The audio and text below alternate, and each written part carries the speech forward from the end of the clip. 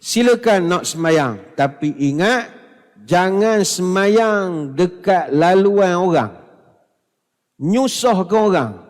Satu kerja kita kena tunggu dia habis semayang, dia dah datang lambat semayang kat pintu besar. Nasi sejuk dah. Kita nak langkah macam Samsen sangat. Gerang juga nak langkah sebab awak lambat. Habis Jumaat, dahlah masbuk, tambah lagi serakaat. Habis serakaat, buat pula 4 rakaat. La ilaha illallah, dia 3-4 orang. Ni contoh saja.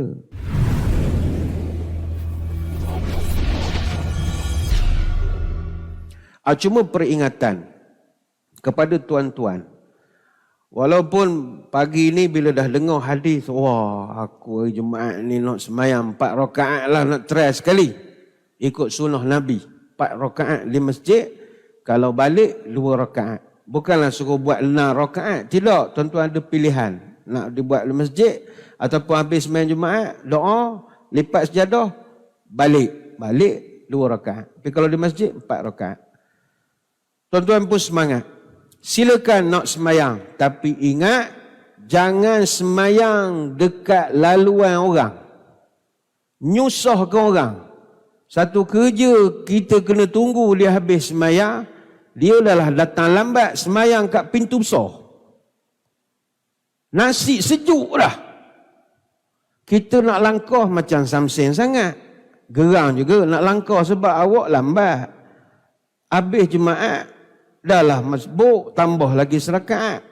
Habis serakaat, buat pula 4 rakaat. La ilaha illallah, dia 3-4 orang. Ni contoh saja. Dah tahu warak, datanglah awal.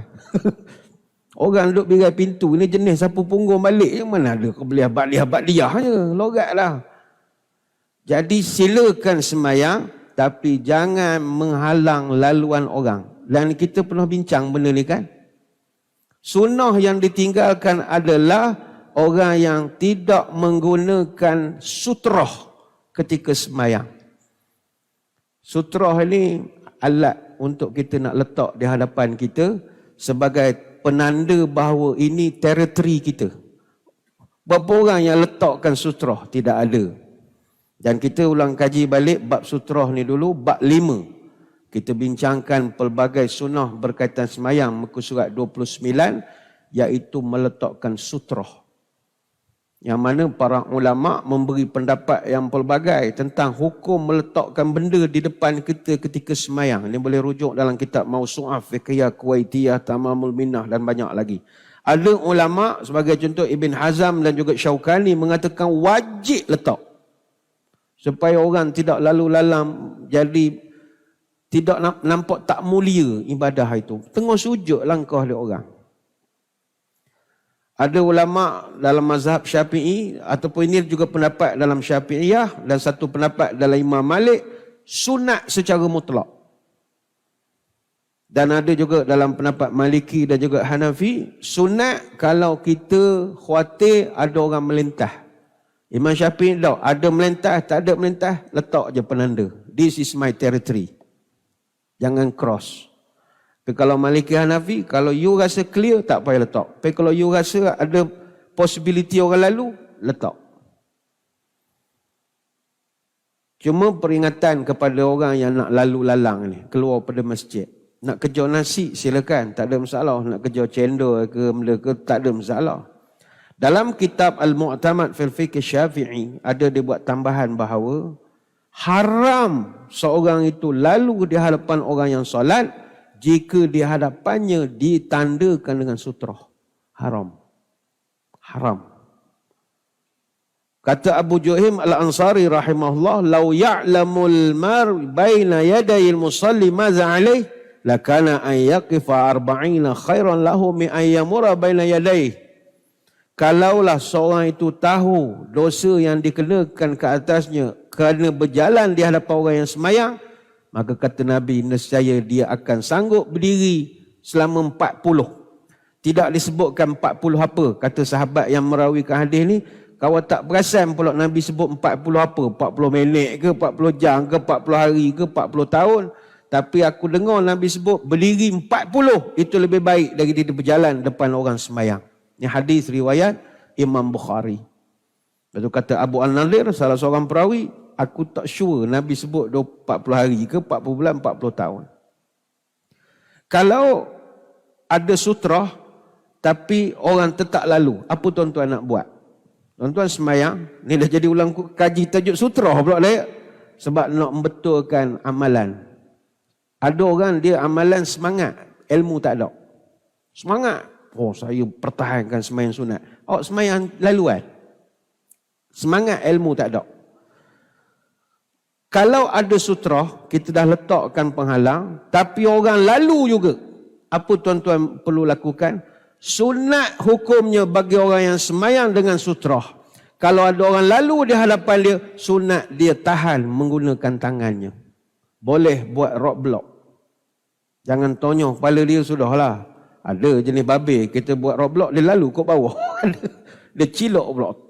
Tunjaikan kepala sekali, tombang depan tempat cah tu.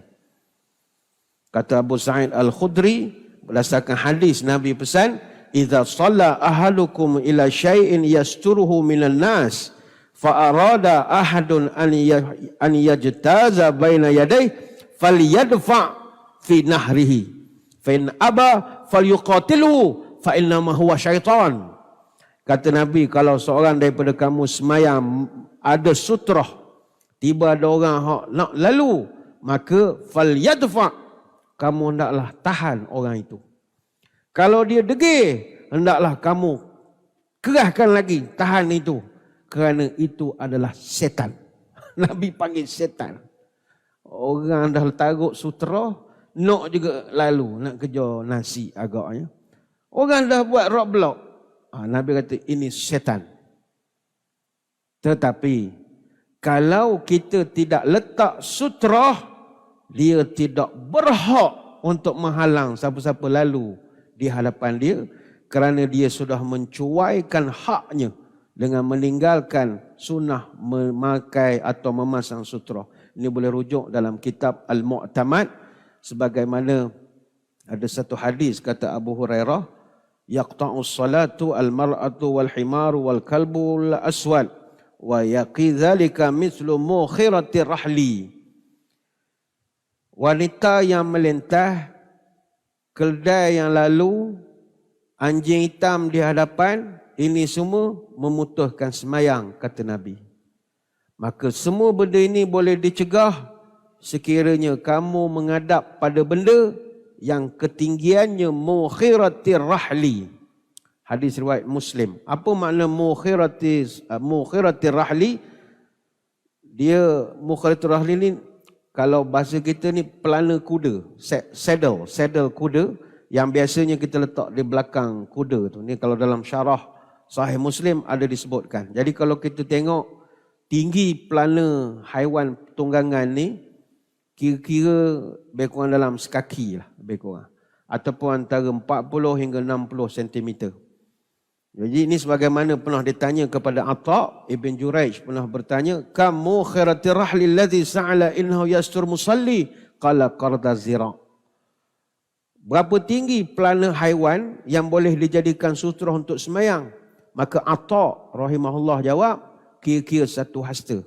Satu hasta ni panjang lengan daripada siku sampai ujung jari tengah. Lebih kurang dalam 45 cm begitu. Kalau kita ambil pembaris paling panjang pun 30 cm. Jadi boleh digunakan. Kalau guna benda yang tinggi kurang daripada satu hasta, macam mana pula? Ataupun 2/3 hasta. Contohnya guna batu, guna kayu. Boleh atau tidak? Mana dah tak ada benda, sutrah masjid pun tak sedia. Masjid suruh orang pakai sutrah, dia pun tak sedia sutrah. Tuan-tuan, kamu sedia 20 sutrah, hilang semua. Hilang semua. Sedekah dia orang habis hilang. Orang suka tengok sutrah kan lawa. Dia macam rehat. Ada kita sedia, adalah tinggal baki 2-3. Itu pun cilok juga di kutu. Bukan boleh jual pun. Ada kita letak. Nantilah siapa tuan-tuan nak sponsor pahala lebih, sedekahlah sutrah kat kita orang ni. Sutrah bukan kain setera. Kita bukan nak kain sutra. Sutrah ni dia macam rehat berdiri. Kita letak. Katalah tak ada rehat, tak ada apa. Boleh tak kita letak benda-benda batu ke kayu ke? Kata para ulama, jawapannya boleh. kita boleh memakai benda-benda itu sebagai sutra selama mana benda itu menyebabkan orang jadi mengelak. Kunci misalnya boleh, air mineral boleh, apa saja. Dan ini adalah pendapat Sa'id bin Jubair, Al-Auza'i, Imam Ahmad, Asy-Sya'bi dan juga Nafi'. Dan kata Abu Sa'id, kami dulu biasa bersutrah dengan panah. Kami letak panah pun pernah. Dan ada masa kami susun batu je untuk nak bagi orang jangan lalu. Ini boleh tengok dalam huraiannya dalam Fathul Bari Ibn Rajab. Maknanya tuan-tuan nanti hari Jumaat, kalau semayang di kapek ni tak ada masalah lah. Tapi jenis yang semayang dekat dengan pintu nyusah korang nak keluar ni. Kalau dah tak ada sutra, letaklah apa-apa. Yang mulia lah, jangan letak selipar. Oh itu. Selipar letaknya, semangat tak ada ilmu. Payah juga manusia dia. Letak handphone boleh. Handbag boleh. Cuma standby lah, handphone dengan handbag tu hilang, itu sajalah. Sujud ada lagi. Bangun tak ada. Rupanya ada kutu dia bilang, jaga rakaat kedua aku sapu. Ada. Jadi pendek kata, pandai-pandailah tuan-tuan nak hidup. Ya. Dah jadi cerita sutrah dah kita ni ya.